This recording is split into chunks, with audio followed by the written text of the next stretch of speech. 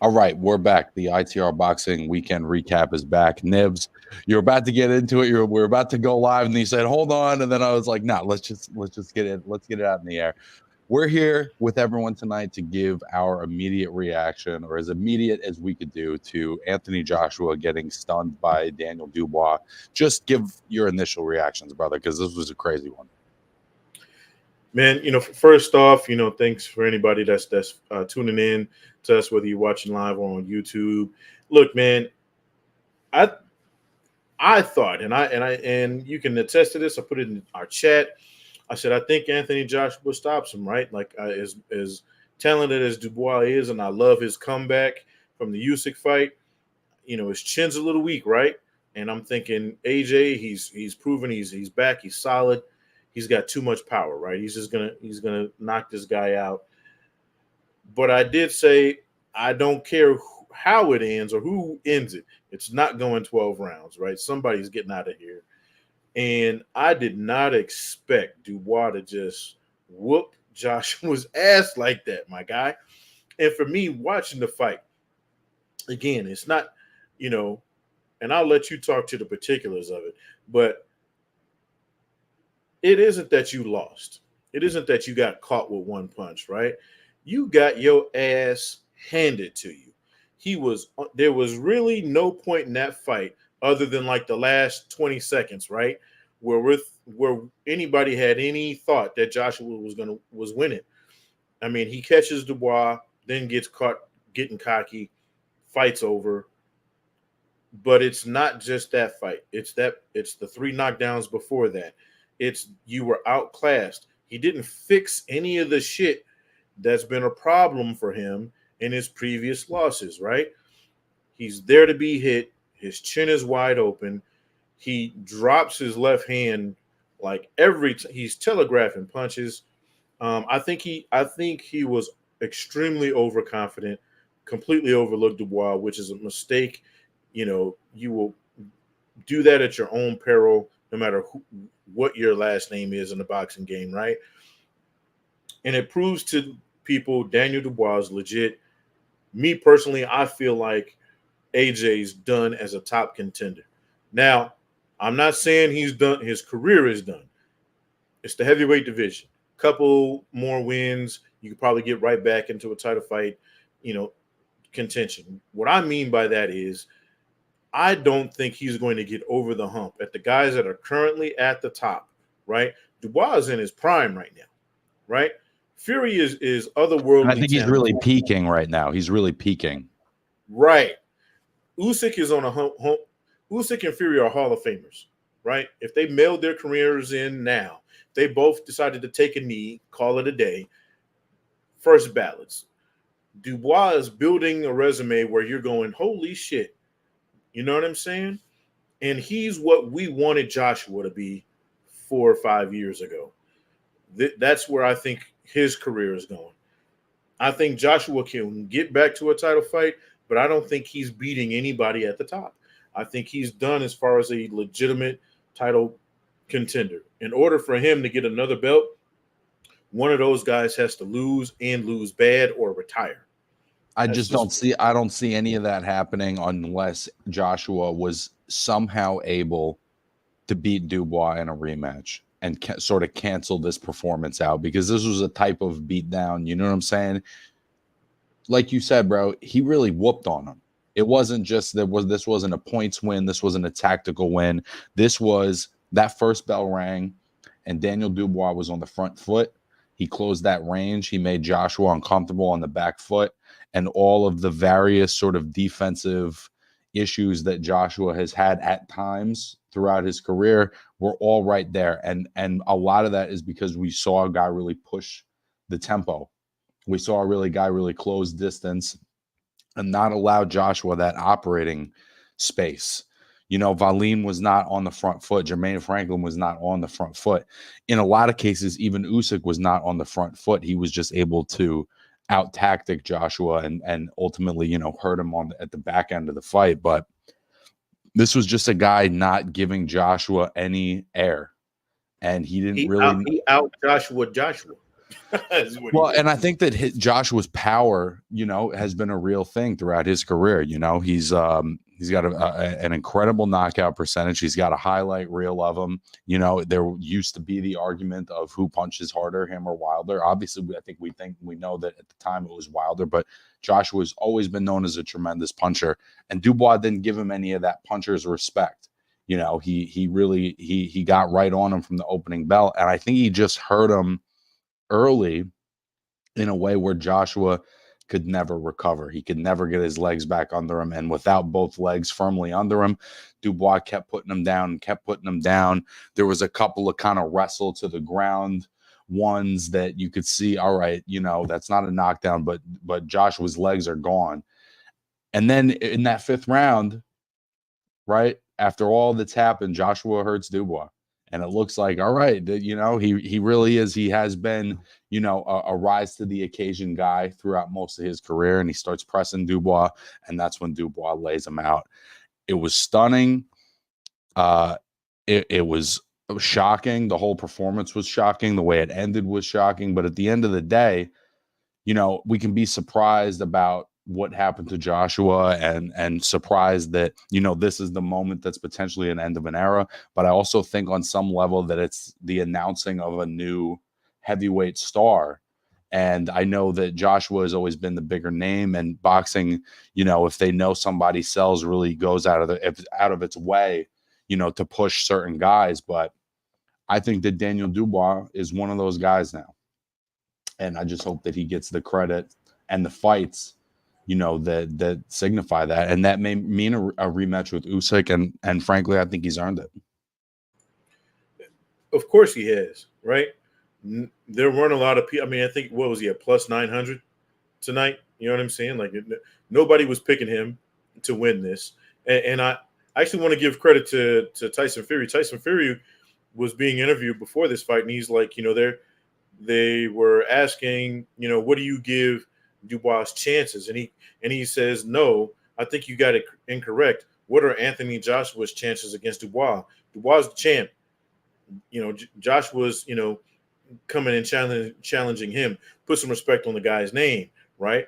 And it kind of felt like that's what Daniel Dubois was doing, right? He was coming in there saying, put some respect on me, man. Like, everybody's doubting me. Everybody's got this, people were calling him a quitter because of what happened in the Usyk fight. And, they were talking about his chin is weak, etc. All the things that, for the reason I thought Joshua had a chance to knock him out in this fight. And then there's the AJ legend, right? This dude is, he's knocking holes through walls kind of shit, right? He's Superman with some boxing gloves on.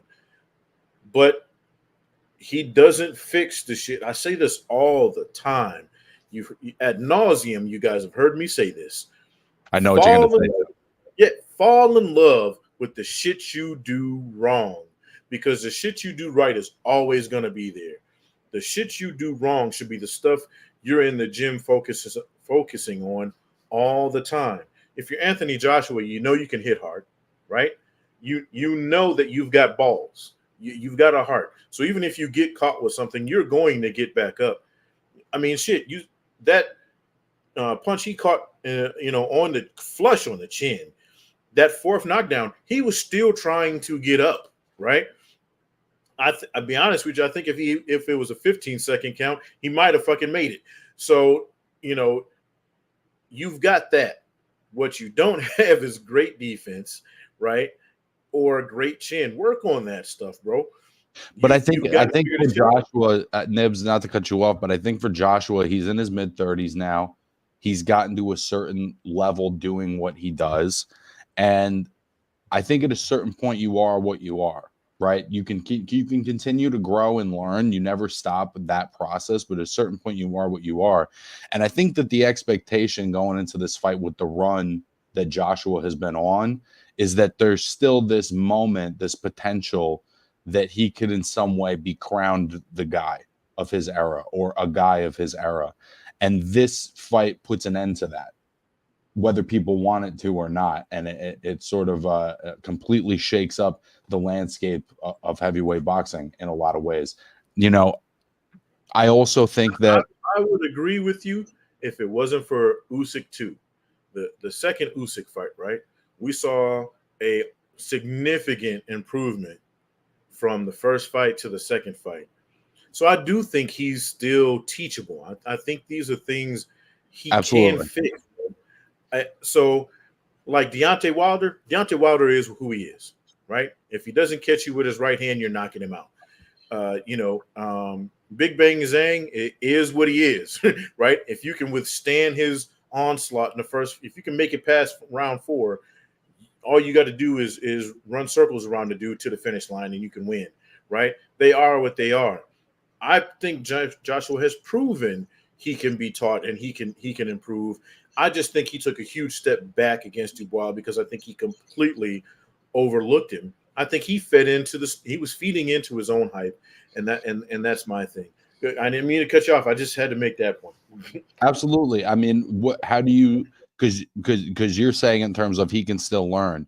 How do you view this fight in terms of what Anthony Joshua should do, can do moving forward? It's the same thing we talk about with Gerald Miller. What's up, Jesus? You can't pull straight back in the heavyweight division, right? Or any division, you shouldn't do it. You know what I mean? Especially with your hands down. I don't know what the fuck this dude is doing. He's out there throwing power punches against a dude who can put you on your ass with your hands down. You kidding me? You might get away with that with Usyk because he's smaller than you. I be honest with you, seeing them in the ring together, Dubois looked just as big as fucking Anthony Joshua. He didn't look. He put some weight on for this fight. They said that he was in the mid 250s, that he had never, been that heavy for a fight prior. So he definitely, I think, wanted to bring in as much physicality and as much strength as he could, because you could see that was the game plan immediately. Like, I got to make this a physical fight. I can't let this be at an arm's length and let this be a tactical fight. I got to close that distance, and I got to make it a little bit more shoulder to shoulder, because that's not something we've really seen Joshua have to deal with at all. I think what it is, just looking at it, and, from my point of view, is Anthony Joshua is really good when he gets to be the bully. But the second somebody taps him on that chin harder than he was expecting to, he shells up, bro. And you saw it in the Andy Ruiz fight. He hasn't been the same since then, right? Well, and it's when you give him room to think. When you give him room to think, when you give him that jabbing distance, when when you're not willing to take the risks that Dubois took, right? Because the risks that Dubois took tonight could get you knocked out. When you try to come at a power puncher like that, who's got some good timing, who has good hand speed for a heavyweight that size, there's risk in that. So in order to fight a fight like that, you got to be willing to take that risk. And a lot of guys either don't have that style or aren't willing to take that risk. Now, I've been kind of shitting on him, but I have to give him credit where credit is due. There were a lot of guys after that third knockdown who would have just stayed down and just been like, fuck it, today's not my day, and gone off about their business. He was actually still sticking his tongue out. He's still talking shit. He knew, at least in his brain, right, that he had a puncher's chance of knocking this dude back out. And you saw him when he clipped Dubois again. It was like all of his confidence came right back. You know what I mean? Like, he was like, oh shit, yeah. But to his own detriment, because he drops his fucking left hand, loads up to throw the uppercut, and gets, damn near put to sleep. So do I think his career is over? No. But I think as far as a serious contender for a championship, I think that reign is over. I also think it fundamentally changes in certain ways how boxing history is going to remember him. Because even if he was just the third guy of this era, if it was Usyk and Fury were 1A and 1B, and then Joshua was next, now I think where he sits in heavyweight history is actually a little bit murkier, because had he won this fight, I think it speaks to, okay, Joshua lost to, Usyk, who's the best of his era, but, nobody else could touch him. I think what it shows is that the flaws, the inconsistencies, the things that we've always feared could catch up to him, and on any given night could. if somebody has the right style. One thing I want to look at real quick, Bean says Joshua was shook from the start. I got to be honest, then this is just speculation. Obviously, I don't know nothing. But when I'm looking at Joshua during the fighter announcements, I thought he looked a little bit off. I thought the corner looked a little off. I just thought he looked a little checked out from the guy that we've seen in the last couple of fights. It just, there was something, and I couldn't tell you what that was. I know there's been rumors that, you know, he had a panic attack in the dressing room before the first Ruiz fight. You know, I don't know what was going on. I just felt like his demeanor was not what I wanted to see prior to the fight. Yeah, I mean, you know, this is a gladiator sport, so it's really convenient for us as fans, as parts of the media, to forget these guys are still human, right? So it's like you're getting ready to go in there and put your life on the line to entertain people. I can only imagine the amount of anxiety that goes into that, right? Like, you know, if you're a professional NFL player, you've probably got a million miles of anxiety running through your veins before the kickoff, right? Because you're going to, hey, I'm going to run full speed, 20 miles per hour into another 250-pound man. You know what I'm saying? That's going to hurt. So I get it. But, you know, again, this is your profession, bro. This is your business. If you want to be one of the guys, you got to, you know, hey, man, get in there and do your fucking job, bro. And again, he can come back if he fixes the shit that he's on his defense, right? Stop fighting with your hands down. Stop dropping, telegraphing punches. All of that shit. Stop depending strictly on your athleticism, right? Because that shit fades, bro. Hey, listen, and shout out to everybody in the comment section right now. Absolutely cracking off. We appreciate you guys being here as always. You know, I just think that for me, there's been enough. We've seen enough of Joshua to kind of know who he is and what his limitations are, and I just think that this fight was the signifier of the end of the potential that somehow Anthony Joshua could be a generational fighter in some way. And really what he is he's just a really good contender. He's a true competitor in the sense of a who's who of his era. He's been in there with them, and those are the kinds of guys that we love at this show, whose star power also way surpasses his actual boxing talent. And I think that is ultimately going to be his story, even if I still have a tremendous amount of appreciation for the kind of competitor that he's been in the last decade. For Daniel Dubois, man, because we've been talking a lot about Joshua because, of course, he's the culturally significant fighter. But for Daniel Dubois, man, what does he do next? Because it seems like this is the kind of win that completely changes, you know, the trajectory of his career. When we look to where he was 3 years ago, like you said, after the Joyce fight where he had a broken eye socket, people calling him a quitter. He gets stopped by Usyk after, you know, a debatable shot. And, you know, there's just a lot of questions. Now he beats Jarrell Miller. Then he does essentially to Hrgovic, you know, what he did to Joshua. He just got in a skilled guy's chest and made him uncomfortable. You know, the first fight for me that comes to mind, because Usyk and Fury have unfinished business, the fight that I would want to see is a fight between Dubois and Joe Parker. You know, Joe Parker doing everything the right way, winning fights, you know, in spectacular fashion against great opposition. That to me seems like the true fight for the number 3 spot in the division. So if I'm Daniel Dubois, I'm thinking that's a step back for me, right? Because if I'm Daniel Dubois, I'm like, yo, I want the winner of Usyk and Fury, right? Now, if Fury wins, you know you've got to wait for the trilogy to play out, right? There's at least one more fight that you've got to wait on. Do you wait for that? You know, if that happens, and fight a Parker, but taking Parker, bro, that's no easy road. Joseph Parker has proven. No, I think that it's a big fight too. Obviously, it's not as big because of who Joshua is, but athletically, I think that's a more significant fight than the Joshua fight in some ways. Jesus, him. I actually like that Bacoli versus Dubois fight. I think that'd be interesting, especially seeing what Bacoli did to Big Baby Miller. I mean, that was that Jared was a Anderson. clinic. Jared Anderson. Jared Anderson, my fault. I get the babies mixed up. Easy There's to so do. many.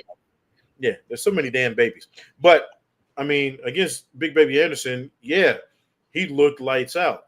But do you look lights out against a guy who one has a better chin than Jared Anderson does, doesn't pull straight back, and he's got a better defense, and can probably hurt you just as much as you can hurt him. But Bacoli, bro, he's another one of those Deontay Wilder, Big Bang Zang type punchers, right? Where literally he can knock you down with a jab. So, that'd be an interesting fight. But again, if you're Dubois, do you wait for the winner of Usyk and Fury, or do you say fuck it and let me risk it and take on another one of these other guys? If even the winner of Usyk and Fury will give you a shot, who's to say they'll give you a shot after that, right? Like, I mean, if Fury wins, God knows what he's going to do. I mean, shit. Who's to know that the winner? I'm just playing this out as far as it could go. If they have a multi-fight series, who's to say that they both don't retire after, and that wouldn't be perfectly appropriate? So, to me, there's no guarantees. What there is there, and by the way, it is 3 KOs in a row, and it's not just 3 KOs in a row. He's 22-2 with 21 knockouts. This is a dynamite, bona fide power puncher here. Even if he's traditionally been a little bit small. I mean, he's 6'5". He generally comes in, mid 230s, low 240s. But yeah, he is stopping guys. That's what I'm saying though, Nibs, is there is no guarantees. What there is there's a lot of talented guys. There's Bacoli. I think that the Parker fight is really interesting to me. There's the potential of a rematch with Usyk, but again, you got Big Bang Zhang. There's a multitude of interesting, tough fights that he can be a part of. But at this point in the game, you'd have to favor him in just about any of them, with the exception of maybe Parker, who I think has the discipline in his style to give Dubois problems. I look at it like this, right? I think that Dubois' style would give Parker problems because he's not Zhang, right? He's not going to gas out, and like it's a higher work rate. Zhang hits hard, but it's a really low work rate. So, Dubois is probably, if Dubois puts him down, once or twice by the time the 5th round comes around, that's a dub for Dubois, right? Because he's going to be able to make it 12 rounds, if not put him out of there. So I would favor him against Parker, but again, it's an unnecessary risk. I think, to be honest with you, and I rarely say this at this point, I wouldn't be mad at him taking a soft touch, right, in his next fight, and then if Fury wins, and then we know we get a trilogy, then maybe entertaining fighting a guy like a Parker or a Zhang or a Bacoli, because at this point, right, you want the next big fight. You want to cash in on the Joshua dub, right? So, fighting Parker, yeah, it makes sense for us, but is Parker a big enough name, to get you a bigger payday or to bring somebody else to the table? Well, no, I think that he just had the big payday fight. And so if his expectation is that now he's going to match that payday every time he fights, I think he's going to be disappointed, unfortunately, and he's going to be inactive. So hopefully he's able to kind of understand, okay, I just fought like a generationally popular guy, that not every guy, whether they deserve another guy that I was thinking about is Agit Kabayel, coming off that great win over Frank Sanchez. Tremendous performance. Obviously, in terms of what the value of that fight would be, it would be a fraction of what the Joshua fight would be. But athletically speaking, that's a real fight right there. And look, let's put it this way. I mean, the dude's got 2 losses to Usyk, who's universally considered the best heavyweight, if not now, of our era, right? And then he lost to Joe Joyce. There's no, and then on the flip side of that, if you're an Anthony Joshua fan, you're going, okay, well, this dude just lost to Daniel Dubois. Like, you know what I mean? if Daniel Dubois goes on to get more belts, this, again, this ages well for Anthony Joshua, right? So if Dubois does take an Anthony Parker fight, and let's say he gets him out of there the same way he did Anthony Joshua, people are going to start looking at Anthony Joshua. Well, he's still probably better than the field. I think after Beans, I'm with you on that, Beans. An AJ and Wilder fight is a lot more enticing now than I it don't was. need to see that, bro. I don't need to see that for a lot of different reasons. I don't need to see it. I'll be honest. I know with big punchers like this, with guys that, big heavyweights, big punchers, we look at that. There's fans that look at them like superheroes. But when you have a performance like this where you really get beat down and there's really pretty minimal resistance, I'm just not interested in seeing him at the top level. I know that people will want to watch it and they'll show up. But after that kind of a fight, Dubois was incredible. But there was, like you said, there was backing straight up to the ropes with your hands down that, beginners do. I'm not interested in seeing Deontay Wilder. I'm not interested in seeing Anthony Joshua anymore. I'm excited to see what the future of the heavyweight division is. Again, I'm with you. But is it a marketable fight? Could it potentially make both of those guys some decent money? I think there'd be more interest in it now with both of them coming off knockout losses. Like, hey, these are two of the bigger names in the sport still, right? Let's finally let them get in here. Loser calls it a career. The other guy, hey, you're still in here, kinda. You know what I mean? You've earned the stay of execution. You know what I mean? And hey, like them or not, those kind of fights sell, right? Mm-hmm. And again, we're probably getting a knockout finish, right? Neither one of those dudes is seeing 12 rounds. Let's be real clear. You know what I mean? I would take AJ over Wilder at this point just because I think Wilder is, I don't know, he looks completely washed in my opinion, more so than AJ does. But because of the weakness in AJ's chin, and that right hand is still a bitch, so who knows how that could turn out.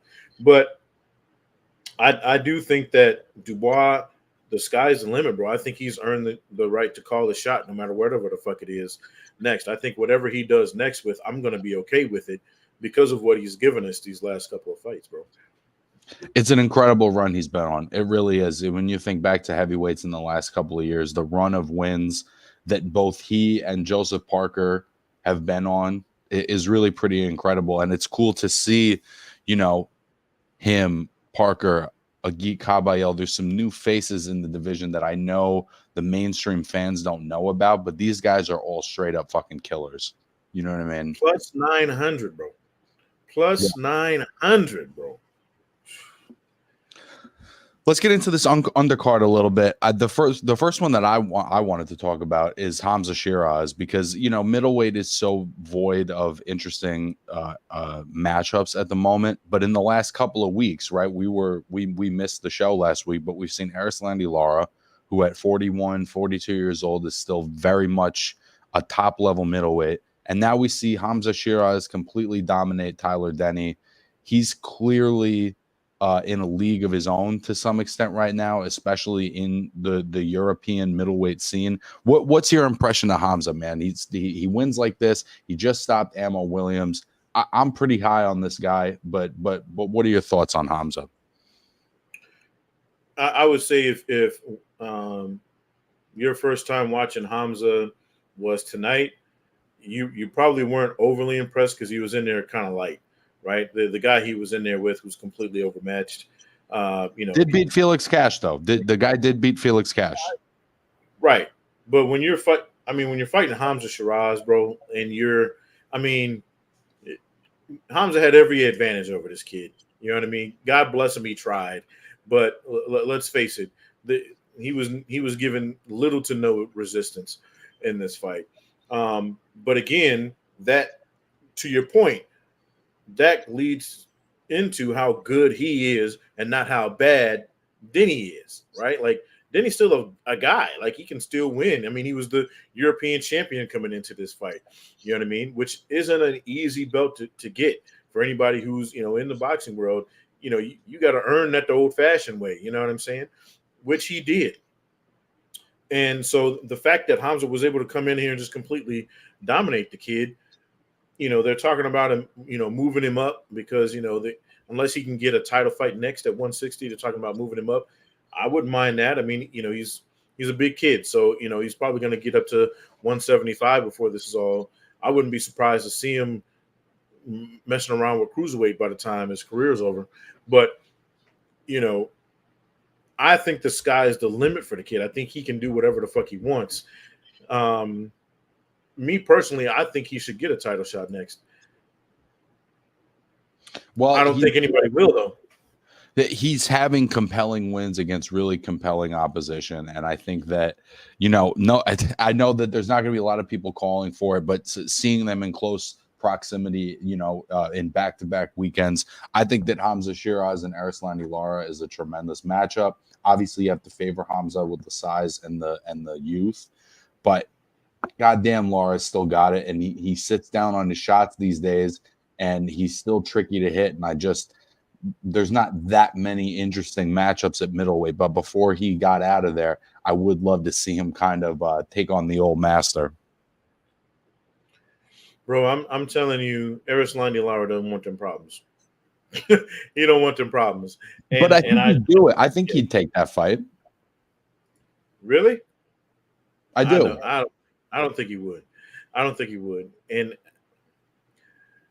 I don't think he would. I'm not saying that he wouldn't have a chance, but I just don't think he would. Those are a lot of problems against a guy that isn't going to give you a lot of reward at this point in his career, right? So I don't think Erislandy Lara, is going to take that, and I'm not going to be mad at him for not. But I think Hamza Shiraz, unless he can get somebody to take a bite of the apple at 160, I think his next fight, I wouldn't be as surprised if his next fight is at 168.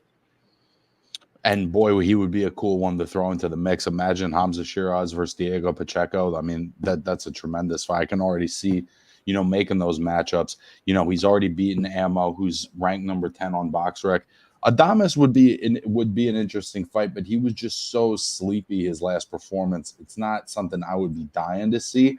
But if he wants to stick around at middleweight, there's some interesting fights. There is Adames, there is Shane Mosley Jr., there is Troy Isley, there's Joe Sean. There are guys, but if he's looking for big fights right now, super middleweight might be the way to go, particularly with also with Janibek's weight situation being unclear at the moment. I think, to be honest with you, there's a lot of good fights to be made at 160, but I think him and his camp want title fight next, right? Like, I think they want the big money fight next. Yeah, could you fight a Shane Mosley Jr.? Yep. And could that be like a co-main event or the main card on a smaller? That's a main event I think with him beating Danny. Right. But again, on a smaller card, right? That's not gonna be on a pay-per-view, right? And you just came off being on a pay-per-view event and picked up some little trinkets. I think again, and they said so. They said as much. They want title fights next, and I think if it's not that, and they alluded to 168, I think they moved to 168 because it's wide open right now, right? Really, the only guy is Canelo, right? So if you can get in against a Berlanga kind of guy, maybe he wants to get some get back and thinks, oh, this dude coming up from 160 will be easy pickings. You feel me? There'd be some options where he could fast track one or two fights and be fighting Canelo next. Why you bullshitting? So, I think it's title fight or so long 160. Yeah, there's just more to aspire. I'd like even just seeing him in with Caleb Plant or with him Billy. There's just so many different cool matchups that he could be in immediately. So I mean, more money at 168. I don't know. Combat Sports Media says 168 is too heavy. I don't know, man. He's 6'3". It looks to me like he's got the frame to add muscle, or to just not cut as much weight and just be stronger in the ring. I think he's a problem. Yeah. I mean, you know me. I'm a fan of not having to cut as much weight as possible, right? We had Joseph Rivas on, Monday night on the shop. He's a guy that's younger in his career, and he's alluded to even at the smaller weights, right? He preferred to fight closer to his walking around weight because he just feels more comfortable. I think for him, for Shiraz, right, it's that comfortability of not having to cut so much weight. Like you said, he's 6'3", bro. He's not 5'11", 5'10". He's 6'3". That's a big frame, bro. Look at Fundora. Fundora probably has to cut a shitload of weight to stay in 154. And you see Oh my god, dude! This fucking the weight cut that kid must go through sometimes. Must be fucking crazy.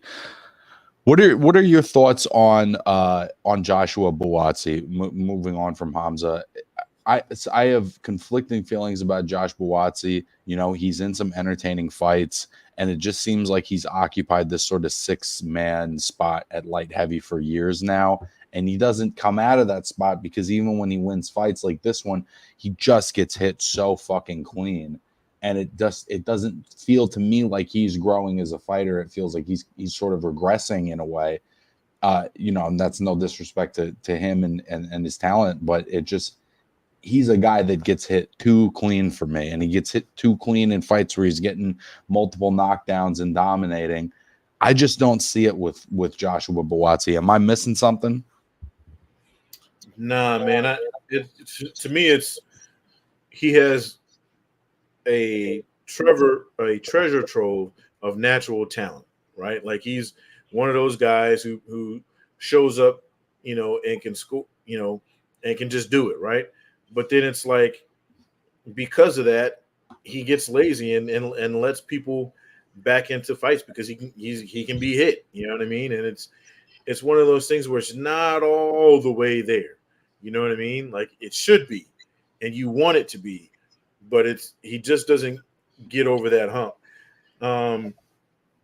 Well, he gets over the hump because he wins the fights, right? But the performances, I feel like in multiple fights of his that I've seen, he gets hit really clean. There's a lot of holding. There's just a level of frustration at times to watching him because you see, the bursts of greatness. If you're just in boxing for the action, I'm sure he's a great time. But when I'm watching him and I'm seeing this guy, they're talking about what a great amateur he is, and the clean shots that he takes, in fights that he's winning, is not, to me, if you take one of those from Beterbiev, you're done. Yeah, good night. You're done. He's winning fights, but he could be winning them a lot easier. You know what I'm saying? That's what I'm saying. Is it just talent not coming through, or is it, to me, what I'm seeing is, I just think he's just good. I don't think he's that guy. I think he can be, right? It's one of those things where it's like he could be, and I don't know. And to your point, I don't know whether that's maybe a lack of preparation. Maybe he's not working as hard. But I see it. When I see it, I'm like, he's got this talent, bro. But he's kind of just the talent. There's no extra work going into it. It's like, I'm really talented and I'm in boxing, but I'm not really going to work on fixing any of my shit. I'm just going to go out here and do my thing, and that's going to be enough.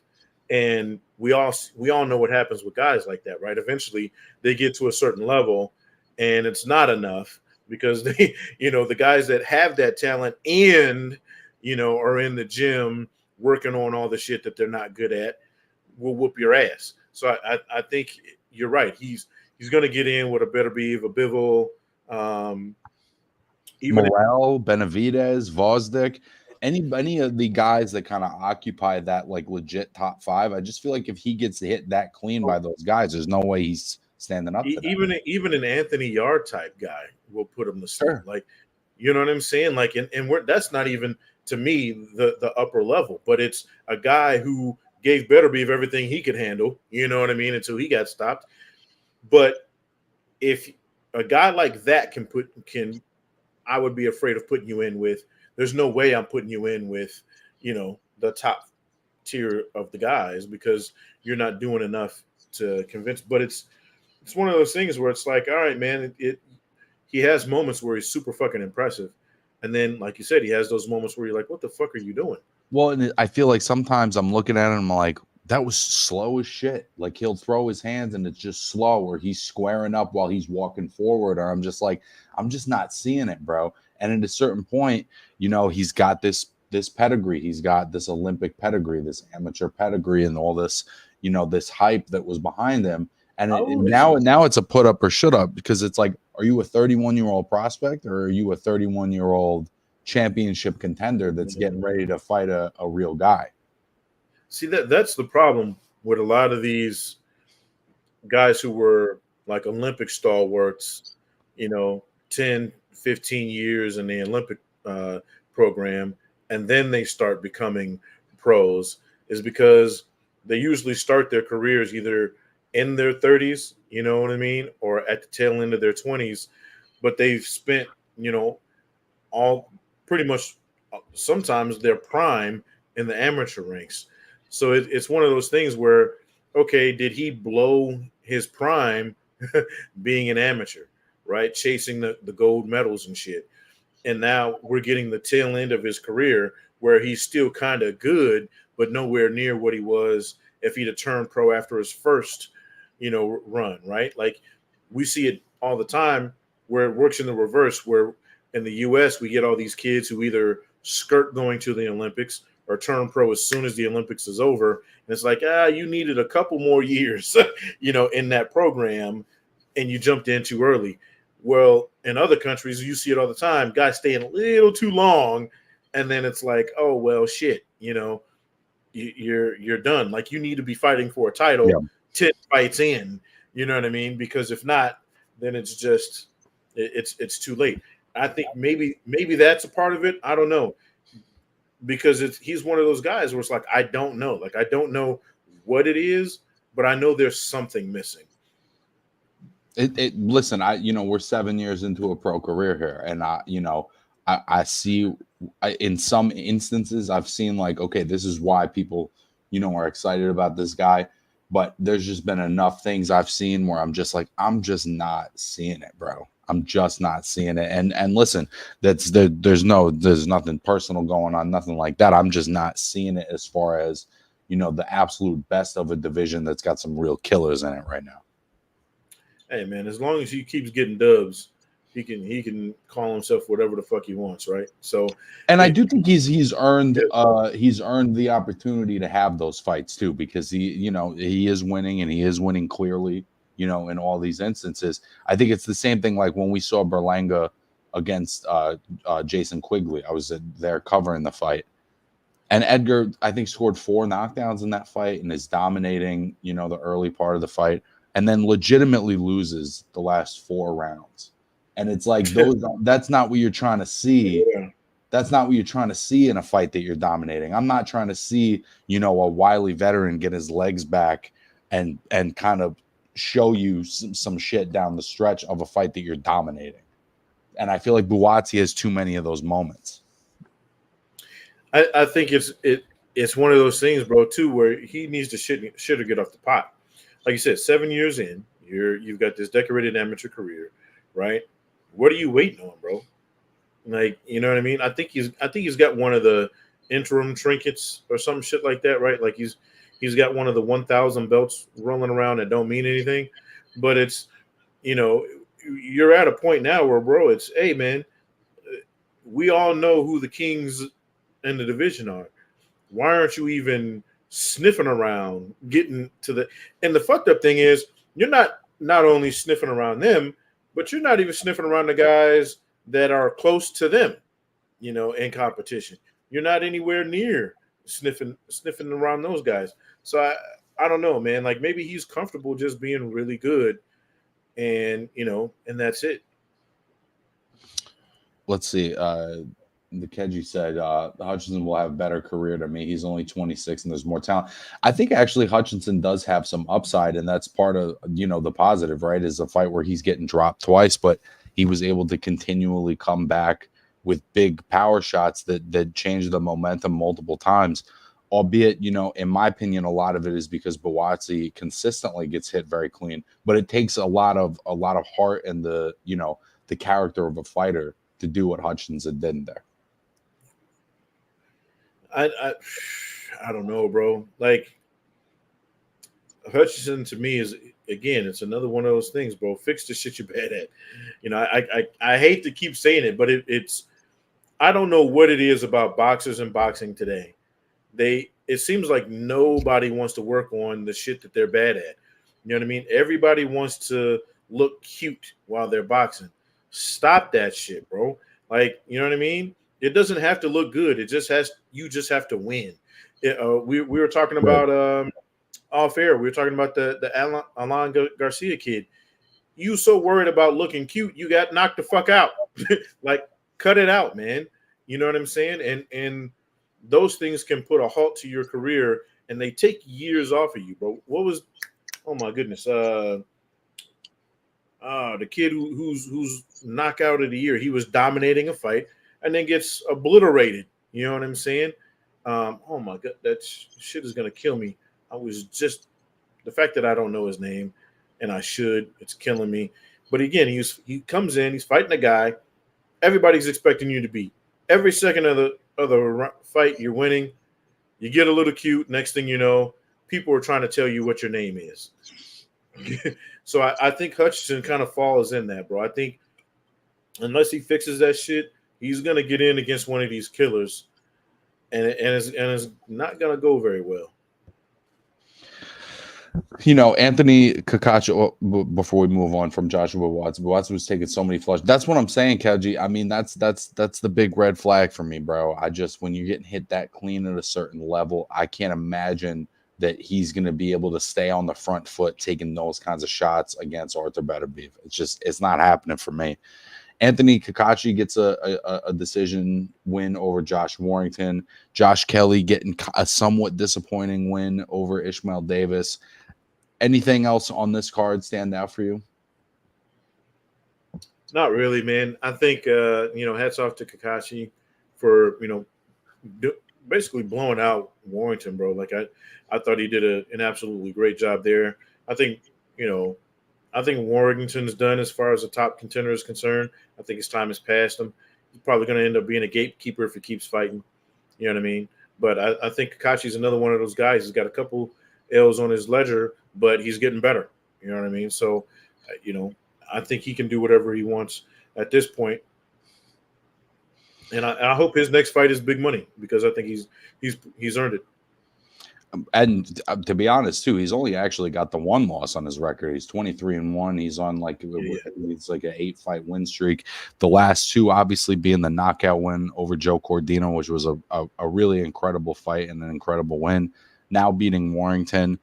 The fight was not sanctioned as a title fight, right? So Warrington wouldn't have been eligible for the title. I think that's a little harsh, with the career that Warrington's had and his history. I felt like that was a little bit harsh.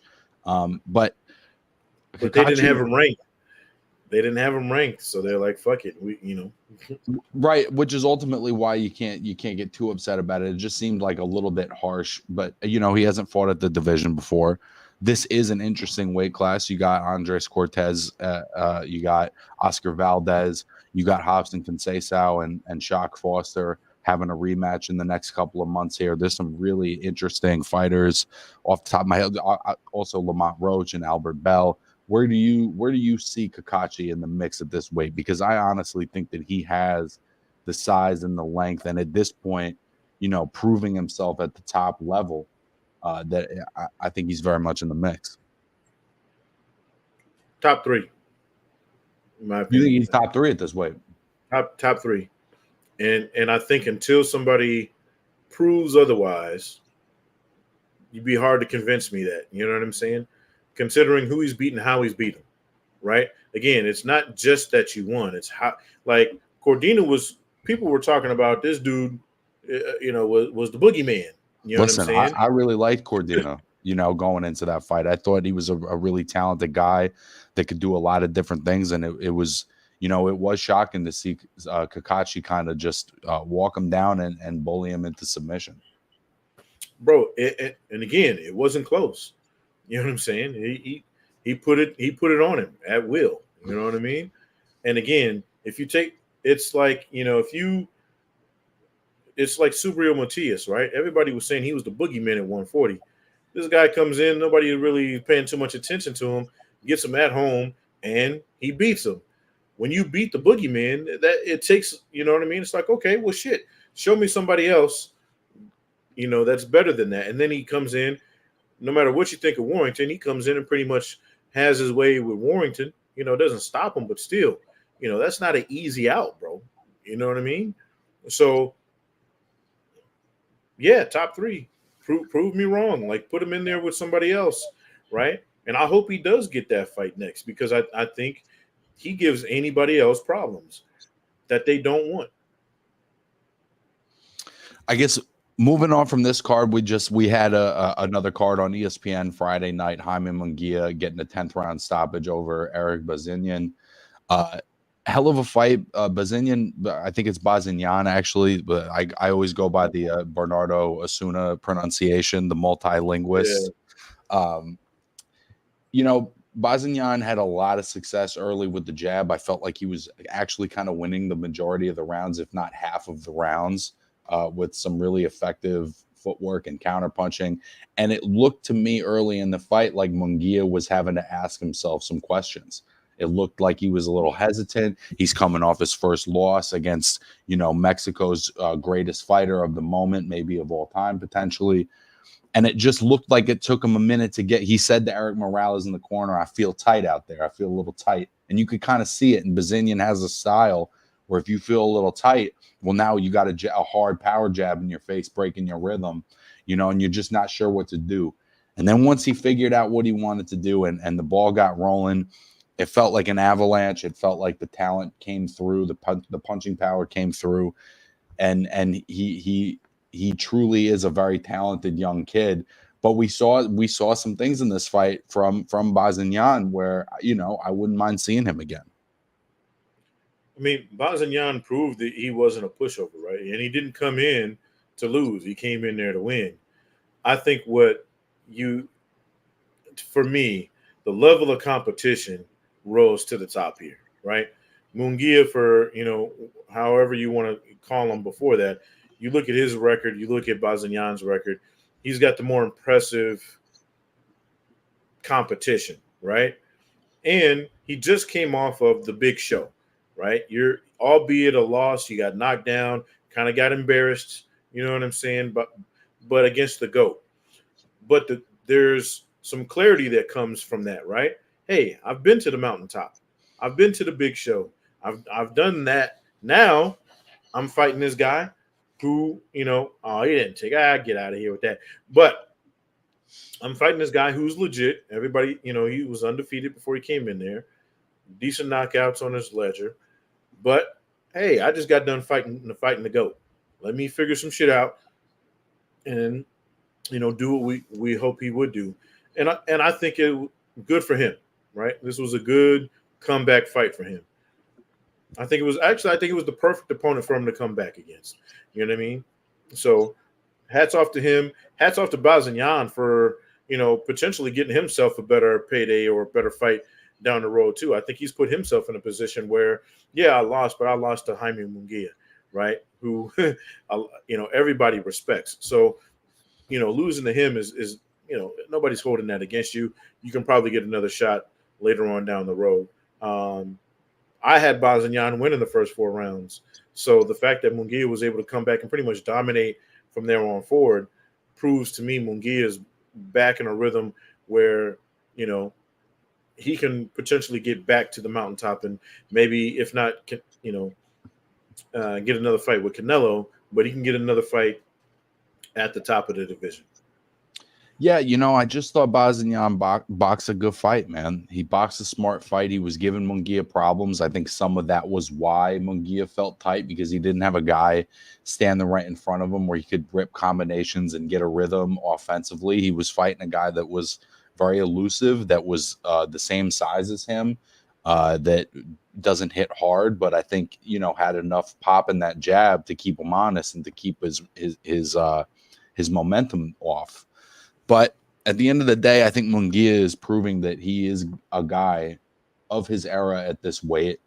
And I'm not sure what is next for him, but coming off your first loss against, like you said, a GOAT of your era, it's impressive to fight a guy that's 32-0-1, that's the number 2 ranked of another sanctioning body.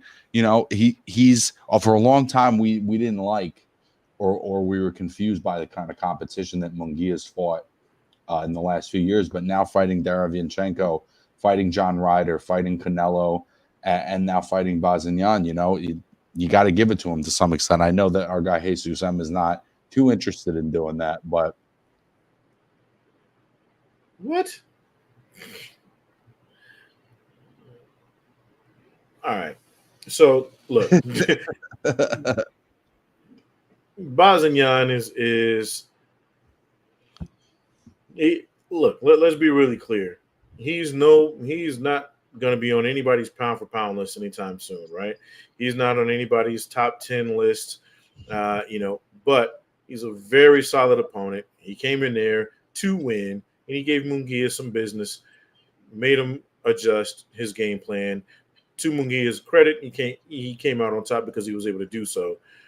And if you really don't think that Canelo Alvarez is one of the GOATs of our era of boxing, then you probably haven't been paying too much attention to this era of boxing. Like let's face it, there's Canelo right now, and there's everybody else. You ain't gotta like it. You don't have to like Canelo. You don't have to be a fan of Canelo. But name one other fighter that's currently fighting right now that everyone tunes into, not named Tank Davis. You know what I'm saying? I think that's a fair point. Think about it, bro. Like, whether you like him or not, there are people who have no clue what boxing is that go up to those events. Why? Because it's fucking Canelo Alvarez. You know what I mean? Then, of course, you get all the boxing pundits, and he happens to be a really good fighter. On top of that, there's a couple of those guys, right? Like, I think that Canelo, in a way, has some of that, particularly in Japan and in East Asia. Oh yeah, he's rock star in Japan. Yeah, you know what I mean. Like, there's a couple of guys that Anthony Joshua is one of those guys that has that rock star quality. I think Tank also, Davis got Madonna. Yeah, and to be fair, I actually think that there's potential that Munguia could be one of those guys at some point. And it's not because I think he's a perfect fighter, but I think he has a tenacity to him that is a talent, that is an intangible that you can't necessarily teach. Bazinyan maybe had a better boxing ability and a better boxing IQ, but that wasn't enough to beat Jaime Munguia, who, to answer Kenji's question, it looks like this was a card promoted by Top Rank. So I don't know exactly what Munguia's situation was. He was always traditionally with Golden Boy. I know for a period he was with Matchroom. So I'm unclear as to what Munguia's business situation is. I'm just happy to see him. I think he's a free agent, but I think Bazinyan is actually a Top Rank guy. But who knows? He might actually be leaning towards signing with him. But I think he's a free agent right now. But yeah, I don't know, and don't really give a shit, to be honest with you. Bazinyan, also like Berlanga, didn't have many, if any, top-level opponents before fighting Munguia. Maybe he gets better from this. That's a great point. He's in a gym with some other killers. He's in there sparring with Artur Beterbiev and some other guys. So, iron sharpens iron, and now he has, an experience at the top level. Who would you like to see Munguia fight next, bro? Like, if you were scheduling, his next fight. I think the truth is the fight that I'd be interested in seeing right now is him and Christian and Billy. And Billy's just been circling the top of this division for a long time, and he's a fun action fighter. I think that's just a fight that would be good for casual fans, that a lot of people would enjoy. And I think that if Billy were to beat Munguia, it would sort of confirm that, okay, this is a top guy at this weight that deserves some big fights. And if Munguia were to win that fight, I think it just confirms that, yeah, this is a young guy that's going to keep getting better, that unless you're an all-timer, he's probably going to beat you. So I think that's a really, fun, exciting fight. The other one that I wouldn't mind seeing is a guy that we talked about recently, Osles Iglesias, man, the Cuban.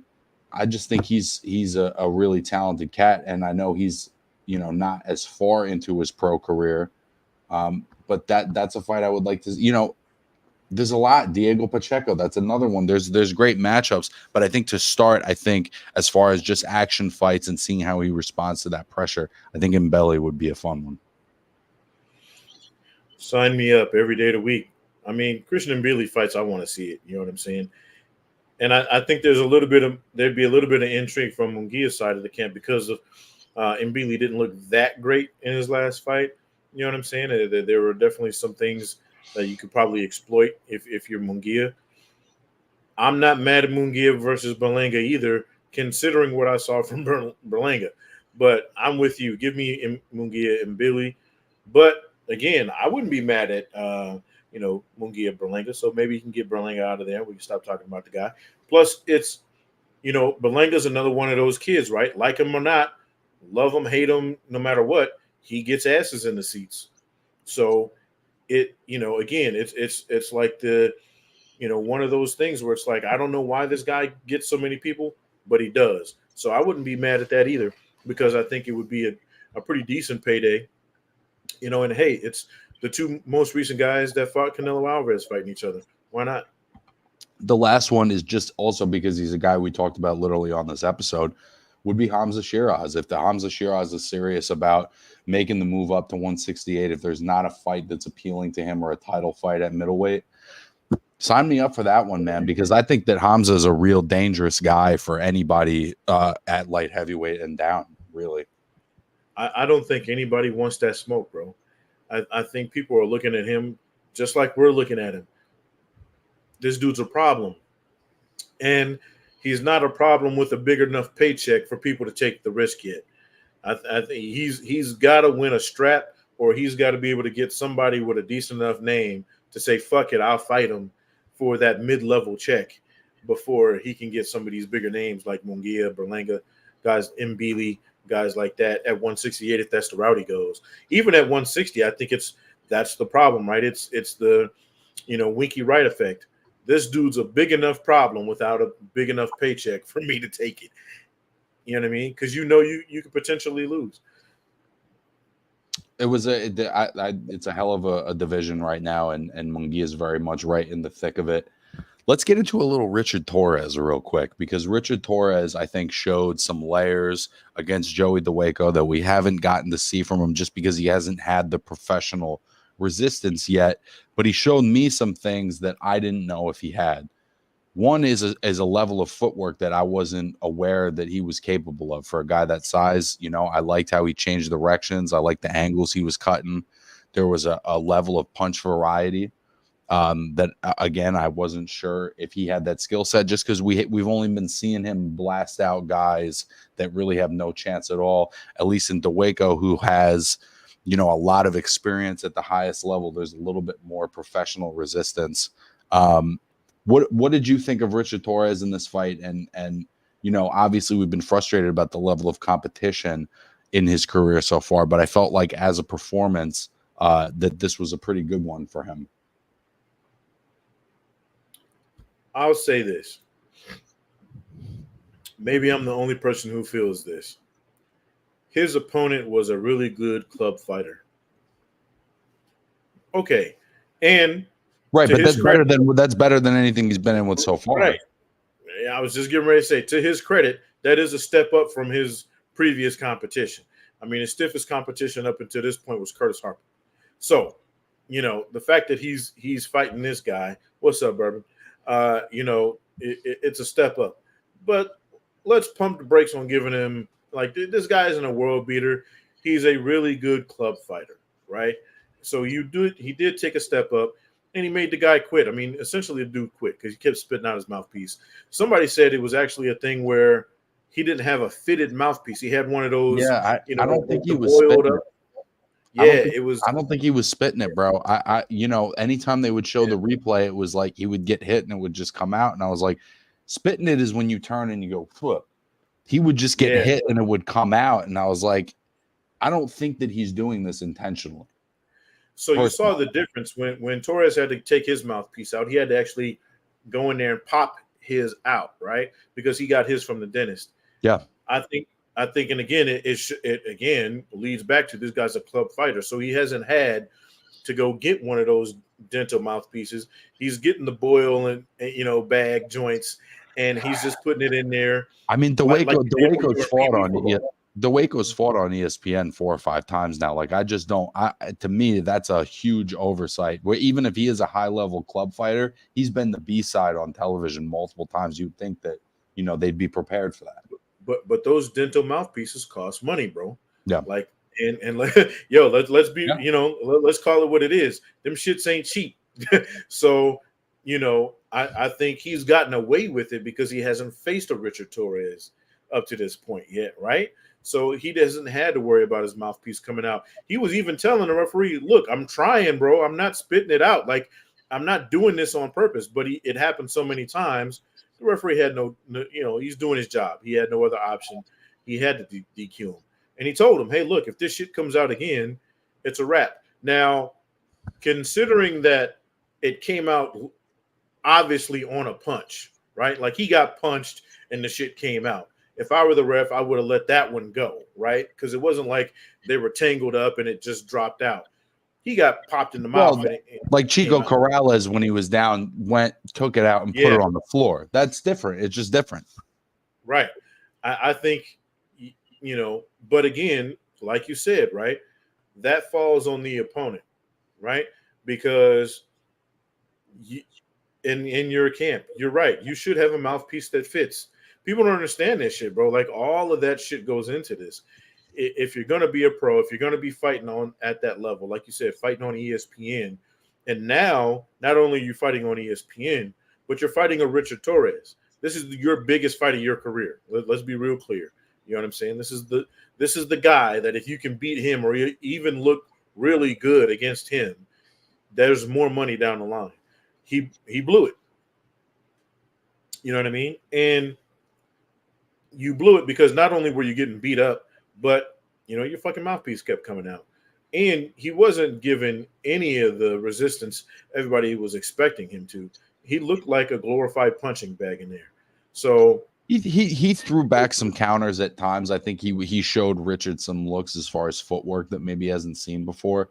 It's obviously not this massive step up in terms of like, okay, now we know what he's going to look like at the championship level. But what he did was he got him with a guy who's been the distance with some real guys, who's been, there was the rumor that DeWaco was the guy that knocked out Anthony Joshua in sparring prior to the Andy Ruiz fight. He's been a little bit of a gym legend of sorts. This was a regional guy to some extent, and he hasn't fought a guy like that.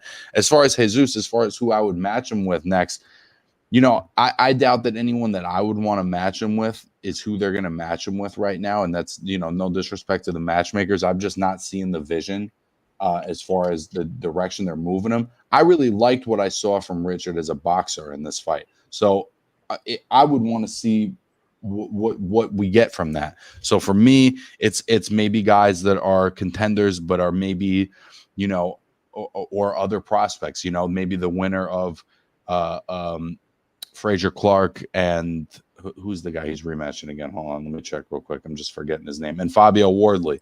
They had the draw in England. Maybe he gets the winner of that in a rematch. Maybe a guy who made our prospect list, Ivan Dichko out of Kazakhstan, incredible 6'7" boxer from Kazakhstan.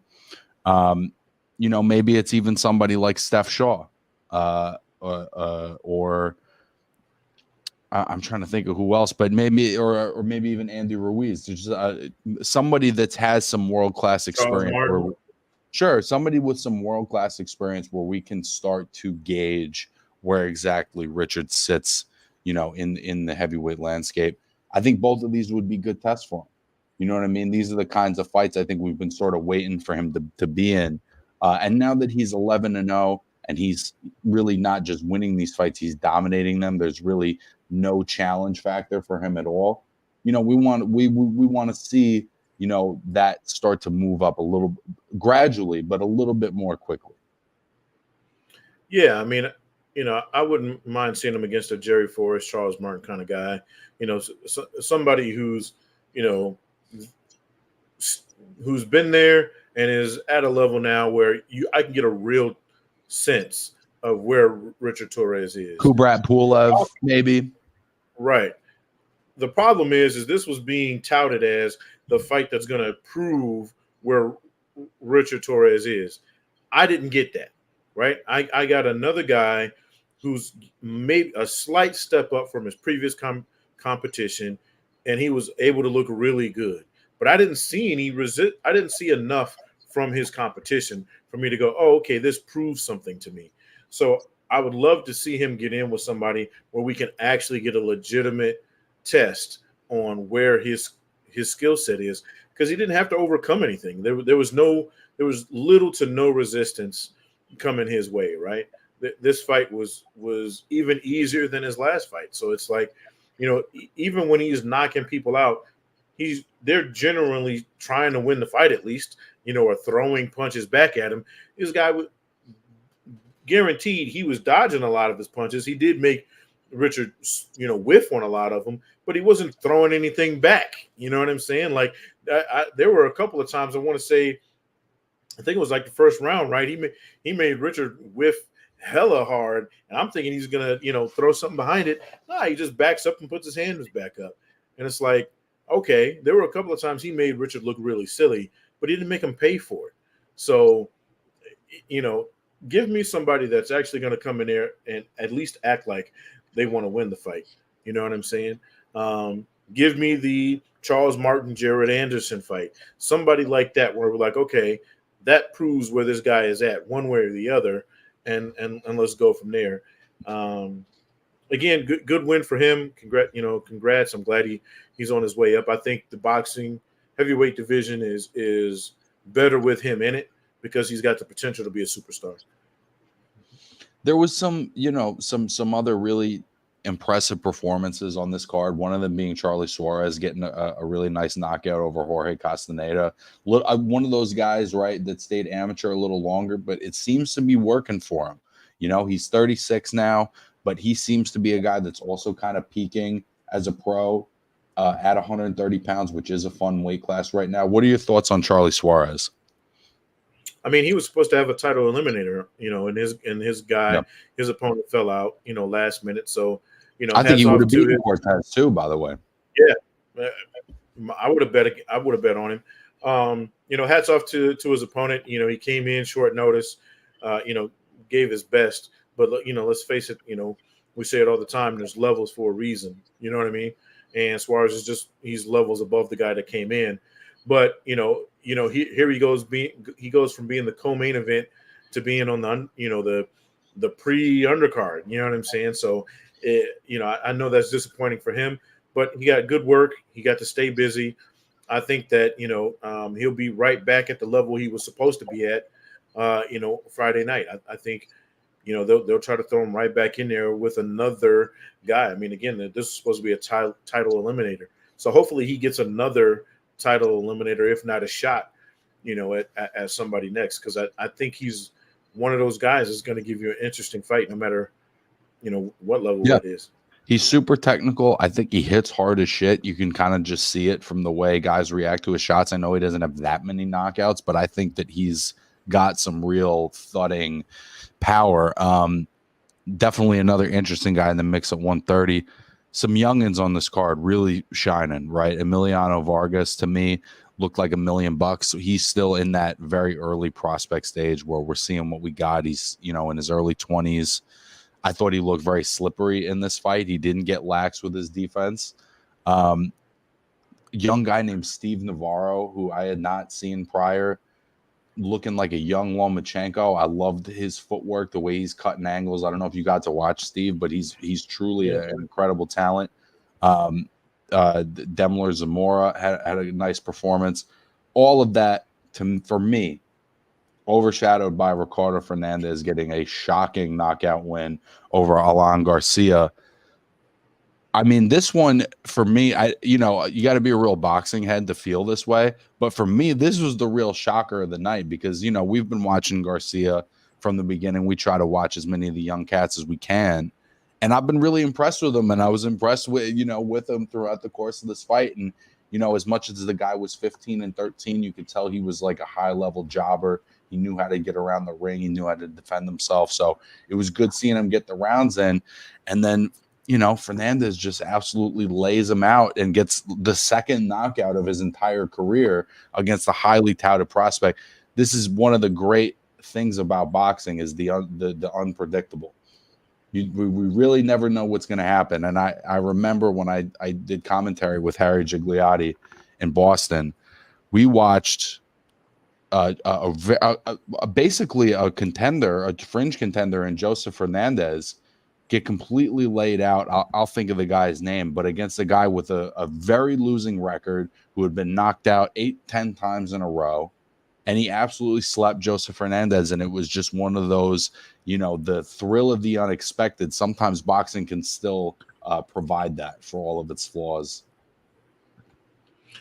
I mean,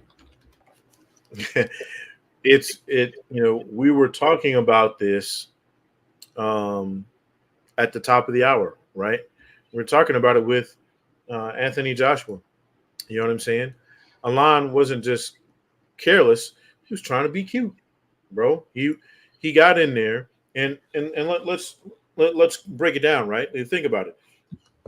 He's in with this guy who's 15-13, one knockout. That's the guy's record before Friday night. You're thinking, oh, this is an easy dub, right? I'm Alon Garcia, right? I'm the one with the $1 million camp. I'm the one people are here to see. You come in, and what happens? He does something a little cute, throws his hand up, and then drops it to load up on a punch. He had no chance of landing because he blinded himself to the punch that was actually coming. And night. And you saw it, I don't know if anybody was watching this, but when they had his trainer up at the same time the punch landed, she knew as soon as the punch landed, before Alon hit the ground, she knew it was over. Like, you see her reaction. She's like, oh no, oh my God. There was no need to count. He was out. He was out cold. And you get a knockout of the year type of punch from a guy who was 15-13 with one knockout because you wanted to be cute and you wanted to put on a show or think you were better than the guy in front of you. This proves every time when you get in that ring, you better respect the person that's in that ring with you because they've got two hands just like you do and they can still land punches. Doesn't matter what their record is. Doesn't matter what they did before they got in the ring with you. They can still knock you the fuck out. You know what this reminds me of? I don't know if you remember this fight. It was Kendall Holt in his first loss. He fought Thomas Davis. I do remember that fight. Everybody thought he was the biggest shit, right? He was going to be the next biggest thing. Thomas Davis is a nobody. I don't even think he even has a wiki page. He was barely on BoxRec. Like this dude is, he was known as the pink shorts guy, right? He was the ESPN opponent, that was getting brought in every time they had a big guy come in, right? Kendall Holt just gets worked by him. Every punch Thomas Davis throws is putting Kendall Holt on his ass because he completely overlooked the guy. That's what this was for me. This is Alon Garcia completely overlooking his opponent, and hats off to Fernandez for taking advantage of it. All I can say is I hope that Alon learns from this and it doesn't completely derail his career, because this can be one of those type of losses that completely sets you back if you're not careful, right? Because it can fuck with your psyche way more than it will. Because let's face it, Alon Garcia has the physical tools to still be a world champion someday. But this is going to fuck with his psyche, bro. I hope he can overcome it. And we've seen great fighters do it before, right? He wouldn't be the first guy to get upset. There's a lot of fighters that get upset, but this was a really devastating way to lose a fight where you were really in cruise control and winning every second.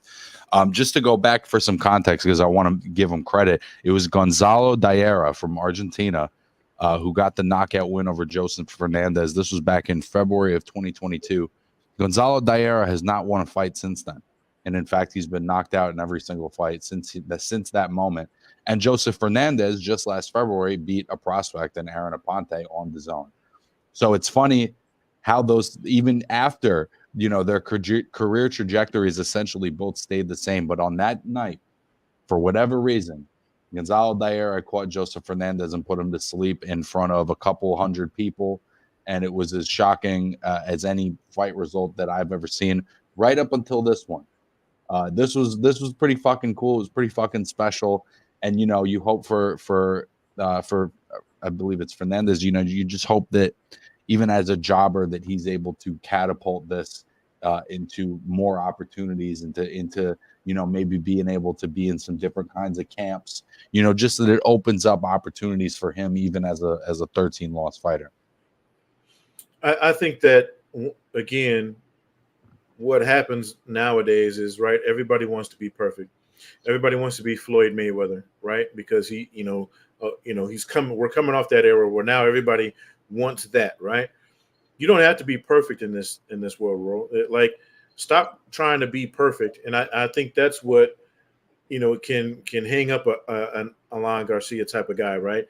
We saw what Gabriel Flores, right? He came in, he took a couple bad beats, you know what I'm saying? And his career has kind of fluttered since then. You know what I'm saying? Again, a guy with all the tools. Like, we love him, right? We want to see him get back to where he is. But you have to get right up here first before you can do any of the shit in the ring. And I think that's what is going to need to be the focus of them getting him back, before they put him in again, is fixing this, making sure he's right there, bro. Not, we're much more further along, in the mental health space than we ever were before. But I think, especially with as devastating as that knockout was, they've got to make sure he's right upstairs before they move him again. And hey, fix that defensive shit, right? Hey, and I'm pretty sure they're going to get on his ass. Stop trying to be cute and get out of here with the dub.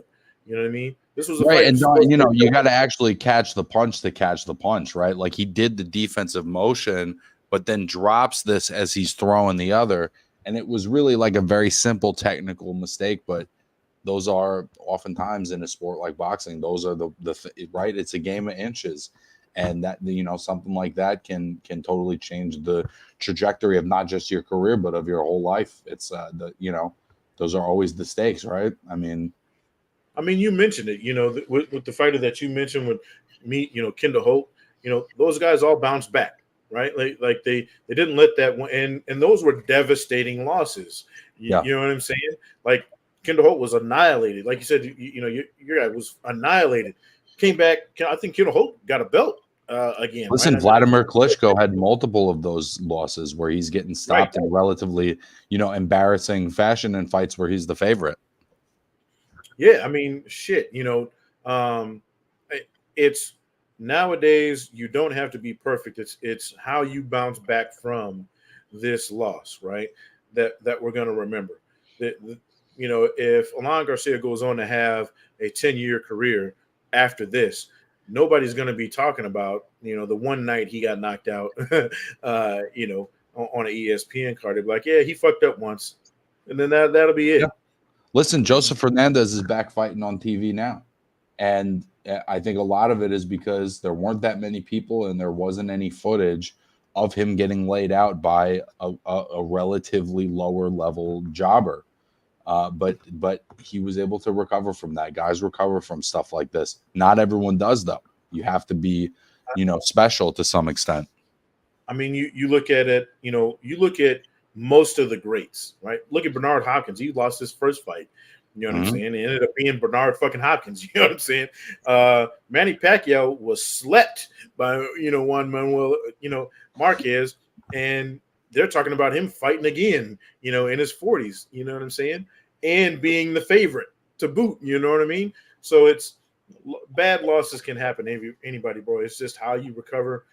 I think the thing that's different for him is that, Bernard Hopkins was already a little bit up there in age because, he was in prison and then turned pro. So he had learned some life lessons already.